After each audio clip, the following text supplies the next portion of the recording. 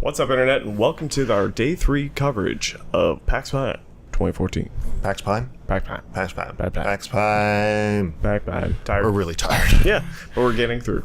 This is our feelings about the games we played, I guess, is what we normally do in these things. Yeah, so let's get to it, because we gotta go, because once again, we're doing it late, because this is Day 4, actually. Yeah. So I'll start with Just Shapes and Beats. It's by Latch and Friends. All I know is that it's being shown by a pair of French gentlemen who are very nice. Yeah, and it's LACHHH, which is awesome. But anyway, Just Shapes and Beats, I think we touched on in the first episode. I can't remember. Me neither. But anyway, it's essentially bullet hell with music. Bullet hell to the music. Exactly. Yeah. So it's local cooperative multiplayer where just shapes show up and to the beat. They're like lines, dots, big circles, explodey things. You're a triangle. You're a triangle, or in my case, I was a pentagon. Okay. You know, just shapes and beats. Yeah. It's there's two controls: move with a stick and dash. Yeah, exactly. And while you dash, you're invulnerable, so it's like just zooming around the screen, just going all over the place. If you're not careful, though, it will land you in a place you can't get out of immediately. Yes, but if that is the case, one of your friends can resurrect you by bumping into your corpse as you are sliding, drifting slowly to the left. Or, I guess, this way on your screen. Anyway, it's fun. Yeah, I liked it. The music is good. The music's really good. It's also available right now on Bandcamp. Oh. Oh, right, you got that, didn't you? It's the coaster. Yeah, music's really good. Yeah, well, actually, no, look at the coaster. No, or hand me the coaster. No, I don't want to. I want to see if the Bandcamp information's on it. Yeah, danimalcanon.bandcamp.com, which is to say D-Animal Canon. Of course. Yeah. Danimal. Anyway, only going to touch on that briefly, just because, you know, I think we've already touched on it. So. I don't know. But regardless. I don't know anymore. Yeah, me neither. But anyway, justshapesandbeats.com. It's worth checking out for a little local multiplayer musical adventure. If nothing else, check it out for the music. Exactly. Moving on. Let's stay in the slightly musical genre. I played a game I talked about last East, if we all remember that, called Sound Self. It's by a guy called Robin Arnott and some other people, but he's kind of the lead guy. And it is not a game in the traditional sense or really any other sense. It is kind of a transcendental VR experience with meditative elements and interesting takes on digital spirituality. Okay. Yeah. That works. Basically, it is an Oculus VR experience. The way it's looking to develop finally now is... God, how to describe it? Basically, you put on an Oculus VR, you attach a contact microphone to your throat and a pair of put on a headset, and what happens is if you create long noises like mms and ahs and things like that, the contact microphone picks that up and translates that into a visual pseudo psychedelic staring into the eye of God thing on the VR headset. It's really hard to explain, and it's really hard to kind of enunciate just how awesome an experience it was, but it really was cool. It was a take on VR that is completely unlike anything else I've seen thus far as the Oculus has developed. I mean, it's not a space sim dogfighting game. It's not a bomb defusal game, for instance. It's not. Which we'll get to. Yeah. It's not using the headset as an input device, really, which is what a lot of these games are doing. They're replacing or augmenting another input device and simultaneously giving you kind of like a 3D perspective on the world. Whereas this is kind of just trying to modify brainwaves. That sounds sweet. It really is. Honestly, if I know we're not going to have a lot of time today, but I really hope you get a chance to go check this out, because if nothing else, it will relax the fuck out of you. That sounds really cool. Yeah. I know that we're in Washington, but that sounds like the thing that you would do with that. Yeah, well, this Robin Arnott is apparently a man who goes to Burning Man to unwind. So Fair enough. yeah, you can find it at soundselfgame.com, at Video Dreaming on Twitter. I highly recommend if you have a... It's actually... Sorry, I should say it's not VR exclusive. You don't need an Oculus to experience this. But it certainly added something to it. Fair enough. So yeah, that's Sound Self. It was mildly mind-blowing. Cool. Speaking of VR, keep talking and nobody explodes. Which is a different take on VR. Yeah, so I think we should describe this as separate experiences. All right. Maybe at the same time, but essentially, there is one person wearing the Oculus Rift. With the 360 controller in hand. Yes. And there are X number of players. 1 to 5 they recommend, but I've heard upwards of many more than 5 have played it once. That's scary. Yeah. Anyway, the short version is they have a manual. It's a generic manual. It's a binder. Literally, it is a binder full of punched loose leaf paper. Yeah. And those have the instructions on how to defuse a bomb. But not necessarily that bomb. Well, it has the instructions to defuse every bomb. Yeah. So, I don't understand the binder so much, and you don't understand the VR. I didn't put the headset on, so yeah. How it basically worked is I had the binder, he had the headset. How it works is, as the man with the binder, I could not see the bomb. Yes. So, think of, the person on the other end of the line, like, trying to figure out what's going on before everyone explodes. And I'm fiddling around with this bomb, so you'd use the right stick to move it around, and then you'd use the left stick to select what you would input or do. Yeah, what module you wanted to tackle at this time. Because it can be up to 6 modules of, like, wires, buttons. Individual components you need to decipher and solve in order to defuse that section of the bomb and move on. And you only get 3 failures, and I noticed that with each successive failure, the clock started going faster. Oh, jeez. Yeah. It was just like, oh my god, shit's gonna blow up. It was scary. It was awesome. It was a really, really, really fun experience. Yeah. I don't know. It's basically how it worked is him viewing the headset had to describe to me in words what he was seeing. Yeah.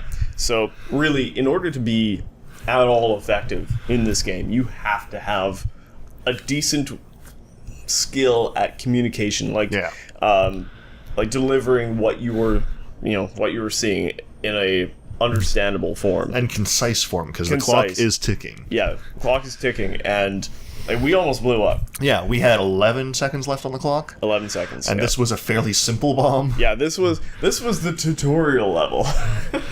And I was talking to the guy while I was waiting in line, and apparently the tutorial level still only has about a 50% success rate. That's insane. As you go up, it goes up to about 1 in 20. Wow. Yeah. That's awesome. But yeah, so like, yeah, it was crazy. There, on the bottom right-hand panel of this bomb, there were 6 ports where wires could connect. Well, but 12 ports. 6 on one side, 6 on the other. Yeah. And then there were 5 wires. There was 1 at the top, a missing one, and then a bunch in all assorted colors. Yeah, like 3 black, 1 green, 1 red. Yeah. And so we were trying to describe to one another, like which one to go, like, okay, this is a setup, there's a black one. And we were under the assumption that it was a 6-wire puzzle, but no, it was actually a 5-wire. Yeah, because the initial description he had given was like a wire, nothing, and then wire. So in my mind, I took that to mean it was a 6-wire module, not a 5-wire module, which drastically affects things. Yeah. Well, I mean, I didn't know. So yeah. we were like, okay, we'll cut 1 black wire. Like, oh, that didn't work. Cut another black wire. Like, that didn't work. Okay, shit, what are we doing wrong? Fuck. And we actually had another person join in.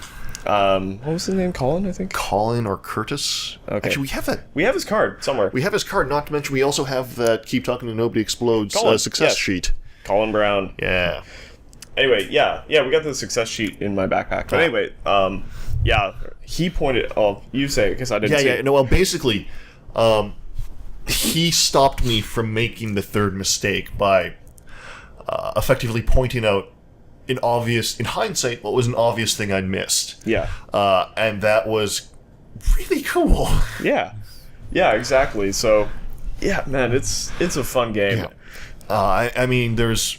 It's a procedurally generated bomb, we should say. Yeah, exactly. And, like, say, for example, like, okay, so we had, like, a series of buttons in the top left that I had to describe the symbols, which was difficult. I'm glad that you could actually see me, so I could do this. Yeah. No, it worked out. I mean, basically, once you get 2, the other 2 are really much easier to discover, because how it works in the binder is there's discrete columns of symbols, and all of the symbols need to show up in one column in order for that to be the right column. I see. So once you've got 2, I mean, like Peach was a relatively simple one, and so is the copyright symbol. So once we got those 2 symbols nailed down, we could figure out what a squiggle with the tail thing. Yeah. Might mean. Yeah. Or the double K, the reversed K. Yeah. I know that's some sort of Greek letter or something. But anyway, whatever. It doesn't matter. The point is, it was, we solved that. We solved the wire. And then my favorite part. The button. The button. So there's a big-ass button under a cap. And it was yellow and it said abort. It was like, well, fuck. And just going through the manual, there's other combinations. It could be like red with detonate. Yeah. Or... Yeah, exactly. So I'm looking at this thing like, okay, what do we do? Like, we got everything. We just press the abort button, and then Alex is like, hold it down. I'm like, all right. Okay. What color is it? Yellow. Okay. Yellow. What's it say? It says abort. Okay, so it's yellow abort. Okay. Okay. You need to hold it down. Hold it down? Hold it down. Okay. Okay. Now, what color was the indicator that came on? It's white. It's white. White. Okay. So yellow abort with a white indicator. Yes. Okay. You need to let go when there's a 1 in the timer. And then we won because we were like within like the teens. So it was like, are you sure? One? Okay. And then we won. Yeah. And this, like we said, was a simple bomb. Yeah. This was the tutorial. This was literally, it said, like the first time bomb. Yeah. I mean, and not only that, but the bomb itself is a square thing that you rotate on every axis. So, I mean, that was the rectangle, but whatever. Sorry, yeah. That was the face of the bomb, but on like other sides, you can have like the serial number for the bomb. You can have there's weird letters. Yeah, you can have like serial ports and VGA ports. Yeah, you can have. I noticed those, but I didn't know if those mattered. I think they have to at some point, but not in this one. Yeah. Oh my god. Yeah, I mean, basically every section of that bomb is important or could be important, which means you need to. Colin? Yep. Curtis. Colin. What Colin ended up doing more than anything else for us was writing things down, which was invaluable. Yeah.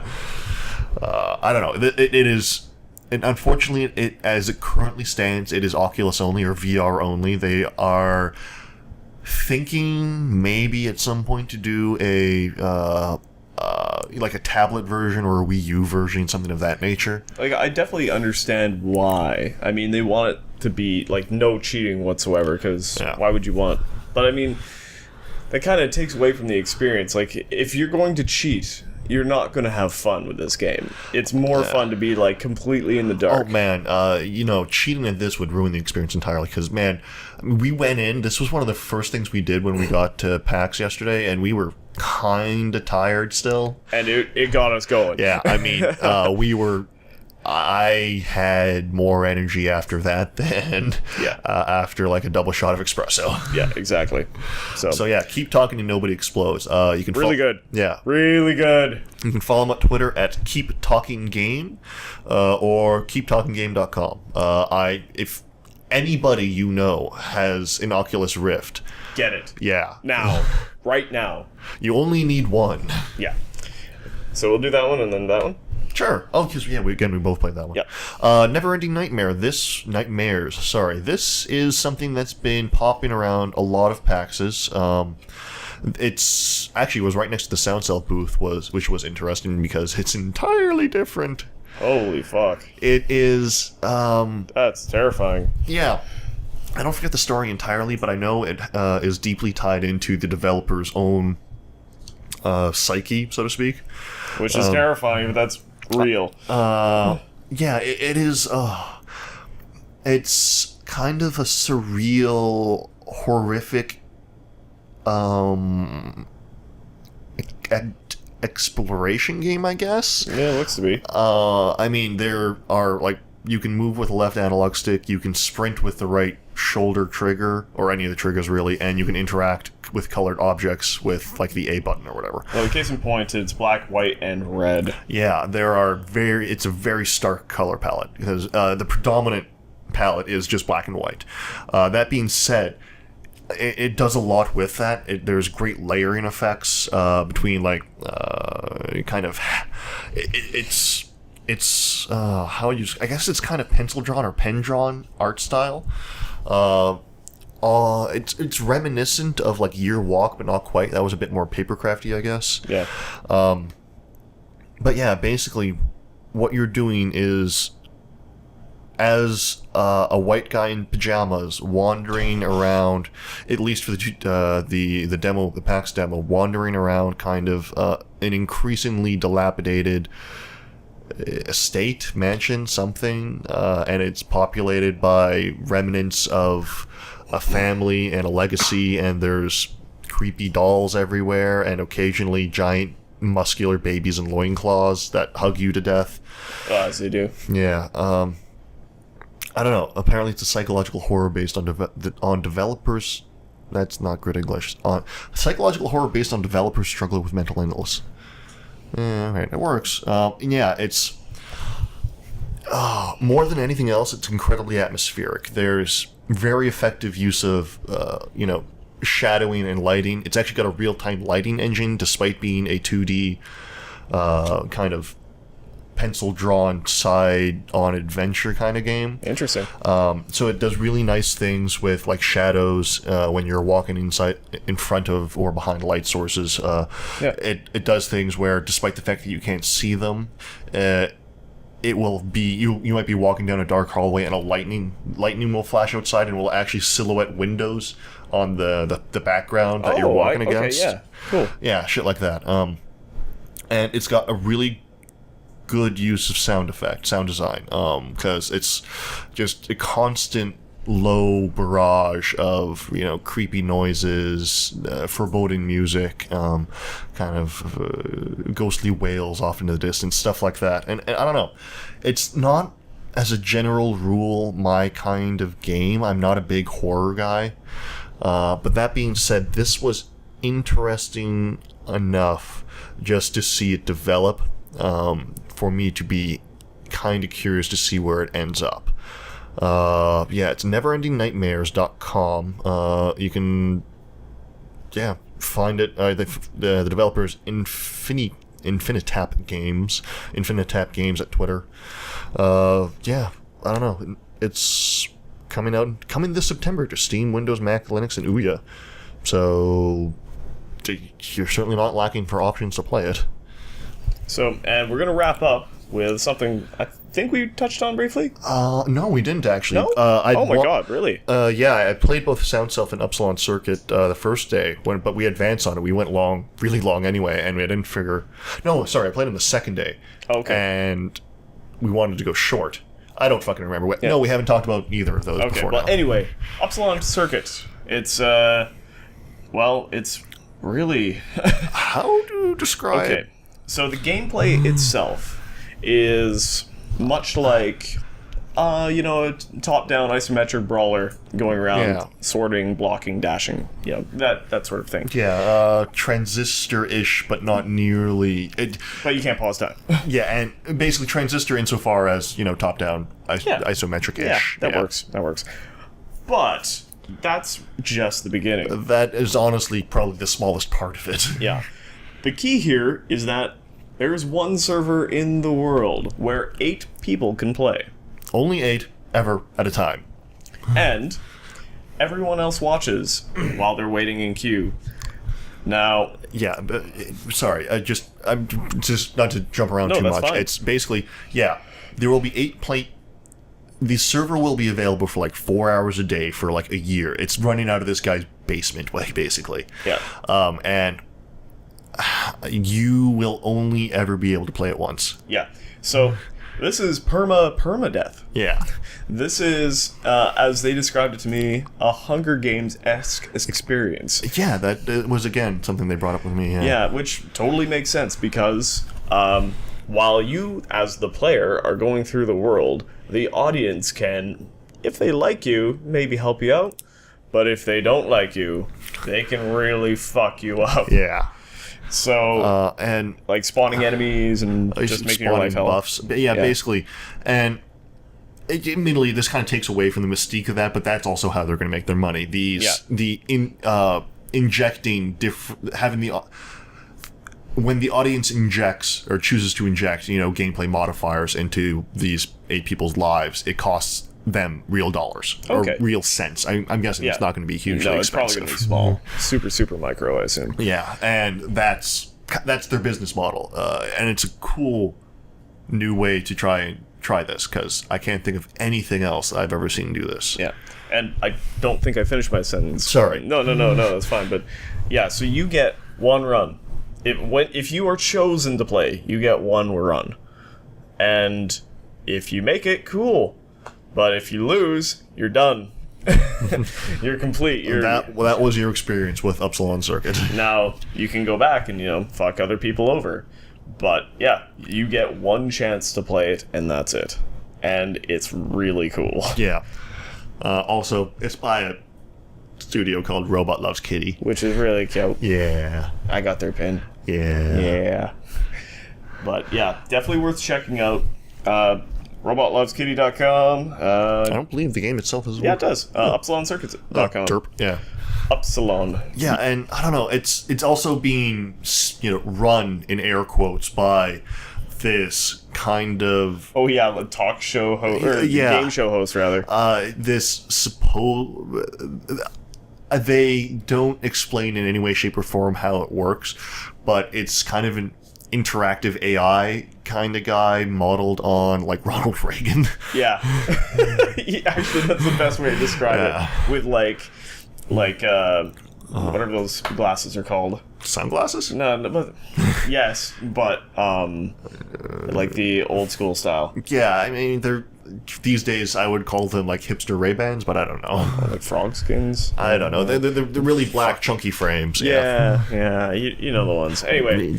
Yeah. So you have this host that's rather sadistic, taking everything into account, and I mean, as far as his involvement here at PAX goes, he's kind of interacting with Colin, I believe the main guy's name is. So they're kind of chatting back and forth at the booth. He's asking people to take selfies with him, bullshit like that. And how as far as he's going to work in game though is actually all of the contestants will have, I believe it's a requirement that you have a headset or like a microphone of some kind, and that's kind of he's going to both comment on that and interact with the chat. So he's going to make quips and quotes and shit like that. I don't know. He's weird as hell. Mm-hmm. I want to find that card. It starts with a C. It's either Colin or Curtis, I'm pretty sure. I know, but I want to find the card. Whatever. Keep stalling. All right. And yeah, I mean, weirdly enough, the game itself is... I didn't live long enough to see very much of it, but it's mildly generic. Calvin. Whoops. Calvin and Alex. Yeah, I got... Hanzo. Yeah. I mean, this really isn't... They're spending a lot more time on the social and audience experience part of it than like the game play part of it, I guess. Yep. It's still a perfectly functional game. It's really it was a good brawler, but that in and of itself wasn't really the main selling point. It wasn't anything special in that regard. But it's the experience as a whole. Yeah. So. I mean, this is definitely going to be a social game. This is going to be something where your chat, the chat is going to be a real big part of the experience. Exactly. And I just want to touch on one more really quick, and that's Bonza. Bonza! Yes. Bonza! It's a game that we typically wouldn't cover, just because we don't do mobile stuff too often. But it's a mobile crossword puzzle game. Yeah. By an awesome Australian man. Yeah. Ben. Ben? Yeah, I'm pretty sure. Ben. Yeah, Ben Huckster. I can remember some names. I've met a lot of people. Yeah. bondsofwordpuzzle.com. There's a chance you've already heard of it, actually. He's had quite a few downloads. Yeah. But if you haven't, it's essentially a crossword puzzle, but broken down into pieces that you have to fit together. Yeah, it's like a crossword meets...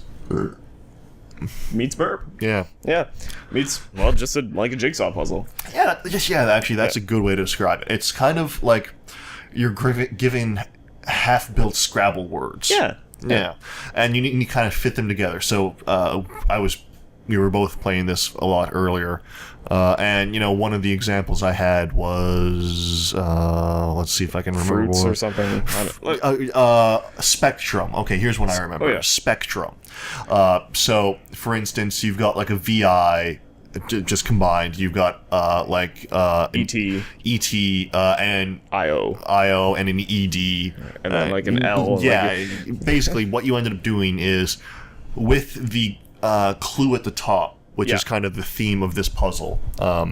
You figure out what words? Yeah, and the clue itself can be somewhat, not misleading, but vague. Yeah. Because, what Spectrum actually referred to was colors. Yeah, so it's like violet, indigo, red, green, blue. Yellow. Yeah, and that's what it was. It's a lot of fun. I never thought I'd be into it. I'm really into it. Speaking as a word guy, I'm really enjoying it. Speaking as a not word guy, I'm really enjoying it. And speaking as somebody who likes to support awesome developers, Ben is an awesome developer. You should support him. Yeah. Give him money.